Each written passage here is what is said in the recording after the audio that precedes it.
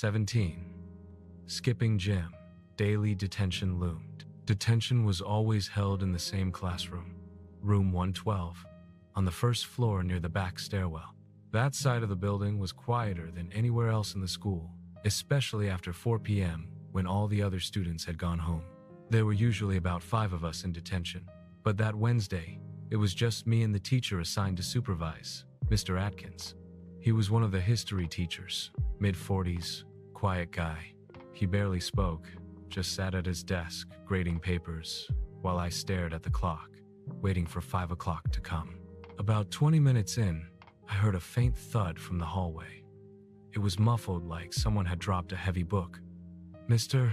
Atkins and I both looked toward the door, but neither of us said anything. Probably just the janitor, I thought. 5 minutes later, we heard it again. This time, it was followed by slow footsteps. Mr. Atkins got up, sighed, and opened the door to check.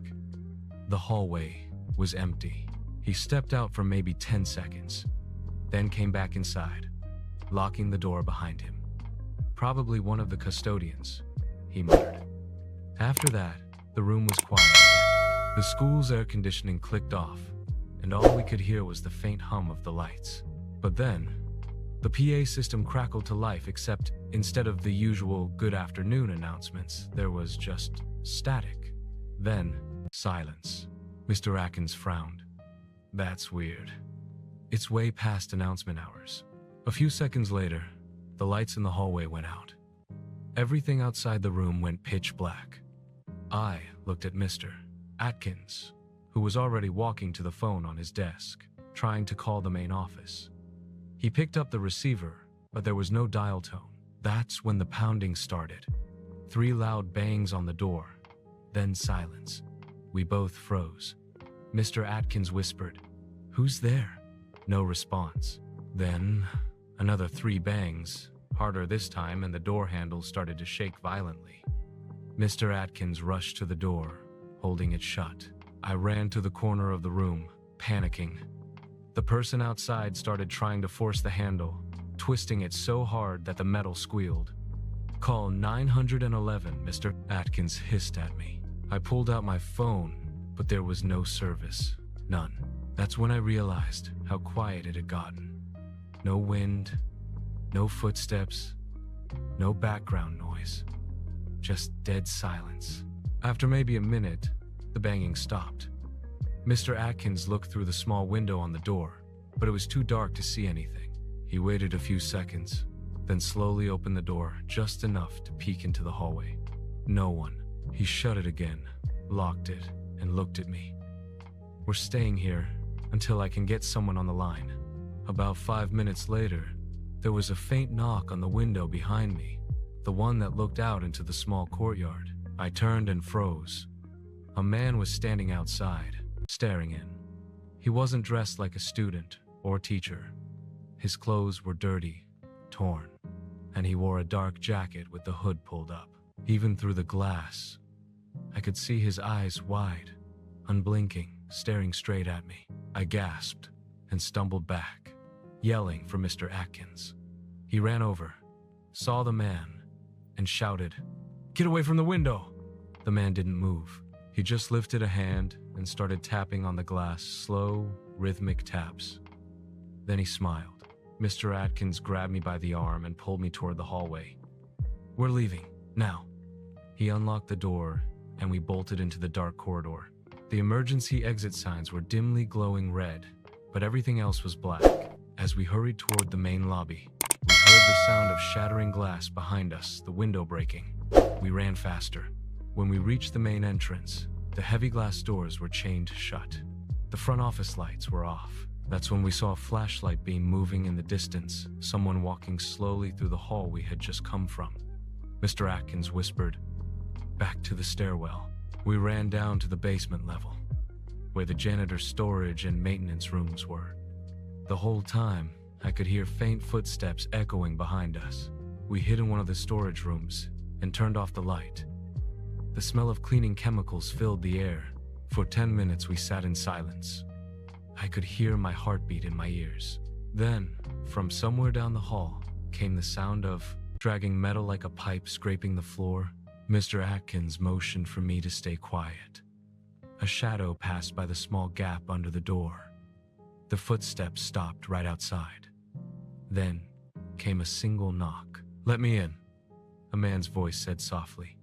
We didn't move. Another knock. "Please, let me in." We held our breath. After a long pause, the footsteps started again, moving away this time. A few minutes later, we heard police sirens outside. Mr. Atkins slowly opened the door, and we sprinted upstairs to find 2 officers breaking the chains off the main doors. They told us someone had called 911 from a payphone outside the school, reporting a man with a knife trying to break in. When they searched the area, they found fresh footprints leading from the woods behind the school and an open maintenance hatch that led straight into the basement. Security cameras showed the man entering through that hatch about 10 minutes before detention had started. He had been wandering the halls the entire time we were inside. They never caught him. After that night, the school installed motion sensors, security cameras, and required all staff to leave together after hours. I still think about that man sometimes, his face behind the glass, smiling like he already knew who I was. It had been 3 months since the night of the school lockdown. Life went back to normal, or at least, it tried to. The chains on the doors were gone. The new cameras blinked quietly from every hallway corner, and a new security guard now patrolled after hours. But I still couldn't stop thinking about that man. The face behind the glass haunted every dream. Sometimes I'd wake up sweating, convinced I heard tapping on my window. One Friday evening, I stayed late again this time for a group project in the computer lab. There were 5 of us, plus our teacher, Miss Patel. Around 6:30, everyone left, except me. I wanted to finish printing something before heading out. As I waited for the printer, I noticed something strange on one of the new security monitors mounted by the door, the live camera feed of the main hallway. There was someone standing there. No teachers, no students, just a tall man at the end of the hall, facing the camera. He wasn't moving. At first, I thought it might be a glitch, but then he lifted his hand and waved.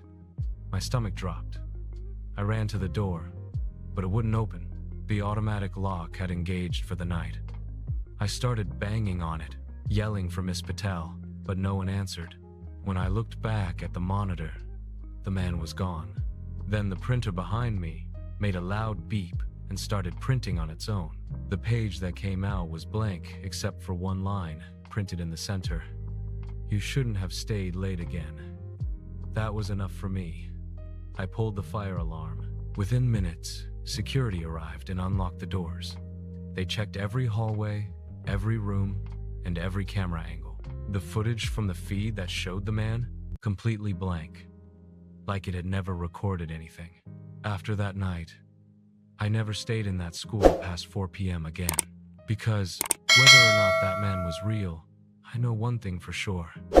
He wanted me to see him.